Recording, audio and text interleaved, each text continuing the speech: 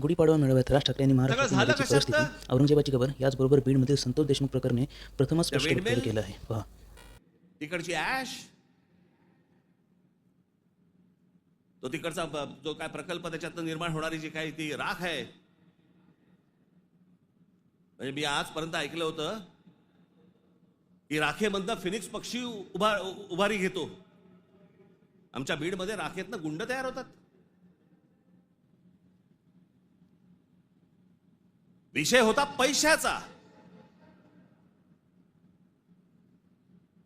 ती जी काय वाल्मिक कराड आणि जी काय नावं येत आहेत त्यांची, हे सगळ्या खंडण्या. या संतोष देशमुखने त्याला विरोध केला. उद्या तिथे संतोष देशमुख नसता, दुसरा कोणी असता तरी त्यांनी हेच केलं असतं. विषय होता पैशांचा, विषय होता खंडणीचा, विरोध होता खंडणीला विरोध करणाऱ्यांचा. आम्ही लेबलं काय लावली? वंजाराने मराठ्याला मारलं. त्याच्यात वंजाऱ्यांचा काय संबंध आणि मराठ्यांचा काय संबंध? कशात गुंतून पडतोय आपण? पण तुम्हाला गुंतवलं जातंय. हे राजकीय पक्ष तुम्हाला गुंतवताय.